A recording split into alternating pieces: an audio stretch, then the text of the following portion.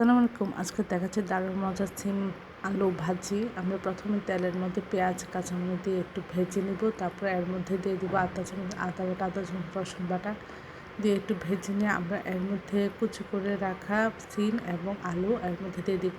দিয়ে আধা চামচ হলুদ গুঁড়া, আধা চামচ লবণ, আধা চামচ ধনিয়া গুঁড়া, আধা চামচ জিরা গুঁড়া এবং দুইটা তেজপাতা সব কিছু দিয়ে আমরা এভাবে নাড়াচাড়া করে নেব।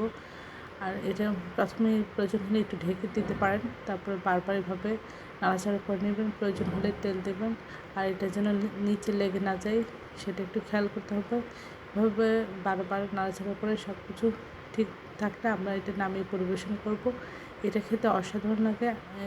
এটা ভাত এবং রুটি সব কিছু দিয়ে খুব মজা লাগে। আশা করি এই রেসিপিটি একবার হলে আপনারা বাসায় ট্রাই করবেন। সবাই আমার চ্যানেলটি লাইক এবং শেয়ার দেবেন, সাবস্ক্রাইব করবেন, প্রিয়জনকে বেশি বেশি করে শেয়ার দেবেন। আমার চ্যানেলে সব রকম রান্নার রেসিপি রয়েছে, আশা করি দেখবেন। আর এই মজার রেসিপিটা একবার হলেও শীতকালে আপনারা ট্রাই করে দেবেন। আসসালামু আলাইকুম। আজকে দেখাচ্ছি দারুণ মজার সিম রান্না। আমরা এখানে সিম এবং আলু দিয়েছি একটু পানির মধ্যে। আমরা এখানে দিয়ে দিচ্ছি পরিমাণ মতো পেঁয়াজ, কাঁচামরিচ, লবণ, আধা চামচ হলুদ গুঁড়া, আধা চামচ ধনিয়া গুঁড়া, আধা চামচ জিরা গুঁড়া, আধা চামচ এবং 2-3 চামচ রসুন ছেঁচা সব কিছু দিয়ে আমরা এভাবে আগে সিমটা আমরা রান্না করে নিব। যখন সব কিছু সিদ্ধ হয়ে যাবে তখন একটু কেটে একটু নরম করে নেব, সব কিছু একটু মিশিয়ে নেব। ঠিক ঘুটে নেব না, একটু নরম করে একটু ভেঙে ভেঙে নিব। তারপরে আমরা এর মধ্যে দিয়ে দেব তেল।